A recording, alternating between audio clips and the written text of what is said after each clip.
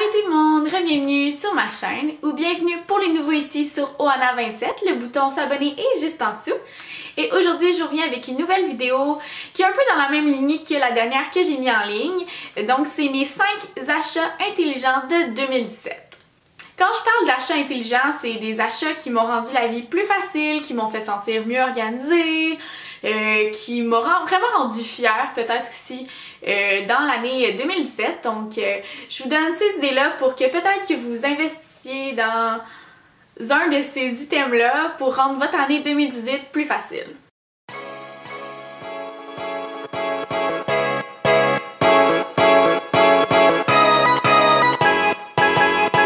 Donc mon premier achat intelligent, si on peut dire comme ça, c'est ma sacoche Coach. Donc c'est ma première sacoche de designer, donc quand même un peu plus haut de gamme. Puis au final, c'est vraiment la seule sacoche que j'utilise présentement. Et puisque je suis comme dans un élan de minimalisme, j'ai trouvé ça vraiment pertinent de la prendre. Donc c'est vraiment une belle sacoche avec des belles lignes droites, super simple. Elle est quand même grande, donc ça me permet de la traîner pour plein d'occasions. Puis je l'ai payé quand même cher, sauf qu'il est vraiment de super bonne qualité. Là. Juste à voir le matériel, on voit tout de suite que elle se tient, puis elle va pas s'affaisser après quelques semaines. Donc ça fait déjà depuis cet été que je l'ai, puis je l'utilise tout le temps. Donc pour moi ça a été vraiment un bon investissement que je vais garder encore très longtemps.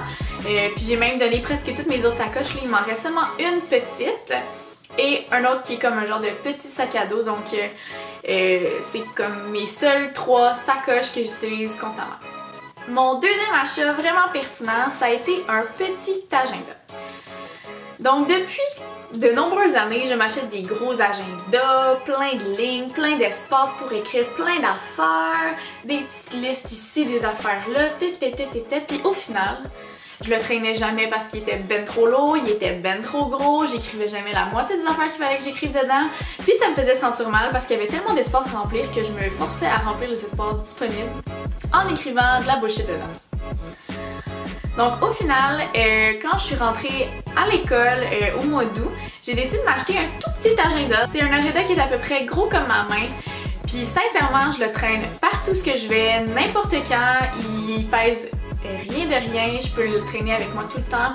Justement que j'ai une petite sacoche, une grosse sacoche, pas beaucoup d'espace, beaucoup d'espace.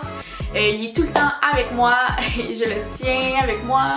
Puis je me fais des petites cases, tu sais, comme même s'il n'y a pas beaucoup d'espace en tant que tel pour écrire les choses, j'ai quand même en masse d'espace pour écrire dedans. Si j'ai des petites notes à mettre, ben je les écris dessus. Ou sinon, je me mets des post-it dedans pour quand il y a quelque chose vraiment qu'il ne faut pas que j'oublie. Donc au final, ça a vraiment été un meilleur investissement. Je l'utilise à son plein potentiel. Puis c'est le fun parce que je peux le traîner n'importe quand avec moi. Le troisième achat intelligent de 2017, donc c'est un livre de Pierre-Yves McSween.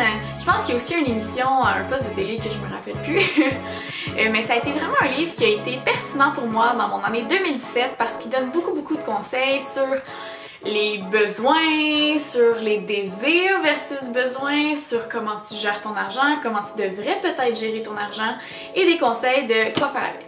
C'est un livre que je n'ai même pas encore terminé parce que je prends vraiment le temps de le lire chapitre par chapitre, je prends des notes pour vraiment assimiler toute l'information. Je vous le suggère vraiment, puis tu sais, il n'est pas trop dispendieux, puis un livre, ça se garde longtemps. Mon autre achat intelligent de 2017, ça a été un disque dur externe. Ça a l'air vraiment simple, plate et inutile comme bébelle, mais au final, moi, ça m'a tellement sauvé la vie parce que toute ma vie est dans ce petit carré électronique-là.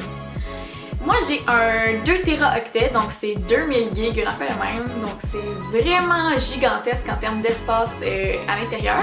Sauf que vu que je fais des vidéos sur internet, ben, j'ai beaucoup de contenu dessus, j'ai tous mes travaux d'école, toutes mes photos que je prends avec ma caméra. Donc il y a vraiment beaucoup de choses là-dessus et ça m'a vraiment beaucoup aidé à m'organiser pour l'école parce que tout est vraiment séparé ensemble. Si mettons j'avais plus de place pour mettre mon ordinateur, je pouvais juste amener mon disque dur externe et je sais au final que toute mon information que j'ai besoin est là-dedans. Donc peu importe c'est quoi que vous faites comme métier, un disque dur externe c'est toujours pertinent pour sauver toutes vos informations que vous avez besoin dans votre quotidien, que ce soit des papiers, des factures, des trucs d'assurance, Peu importe, vous pouvez tout scanner ça de votre ordinateur, les mettre dans votre disque dur externe, faire des backups de vos photos de famille, vous allez jamais les perdre, ils sont là-dedans, vous gardez précieusement ces petites affaires-là, ça prend pas de place, c'est vraiment intelligent comme achat. Et mon dernier achat super intelligent de 2017, c'est de m'avoir acheté un super beau cahier. Pas besoin qu'il vous coûte une beurrée, simplement un carnet qui vous plaît, qui vous appelle, que vous aimez, qui correspond à tous vos besoins.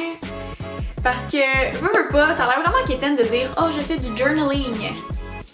En fait, je fais pas vraiment du journaling parce que de un, je dessine extrêmement mal, j'écris extrêmement mal, mais ce cahier-là m'a servi tout au long de l'année à écrire tout ce qui me passait par la tête comme ça. Donc, mettons, mes finances, mes soldes de carte de crédit, comment je gère mon argent, des listes de vidéos que j'ai envie de faire, des listes de choses qu'il faut que je fasse, des listes de recettes que j'ai envie de faire. Donc, au final, ce cahier-là renfermait toutes mes idées. C'était vraiment un cahier qui était comme inspirant. Puis quand on dirait que je me sentais pas bien, j'avais comme un genre de blues, je faisais juste l'ouvrir, je relisais des choses, je suis comme tu sais, j'ai rien à faire présentement, je me sens comme pas trop bien, je sais pas trop, je pourrais faire de la cuisine ou c'est vrai, j'avais cette idée-là de vidéo où je pourrais la filmer tout de suite ou je pourrais la préparer ou tu sais, peu importe. Ça m'a vraiment suivi tout au long de mon année 2017 et je continue à le faire en 2018. Donc c'était tout pour ma vidéo, j'espère qu'elle vous aura plu. Mettez-moi un petit pouce en l'air si vous l'avez aimé et mettez-moi en commentaire vous c'est quoi vos achats intelligents de 2017. J'aimerais vraiment ça vous lire pour peut-être éventuellement moi-même acheter des choses que vous m'avez suggérées pour 2018 pour rendre ma vie plus facile ou plus inspirante. Donc j'espère que vous avez aimé ma vidéo et nous on se retrouve la semaine prochaine pour une nouvelle vidéo. Bye!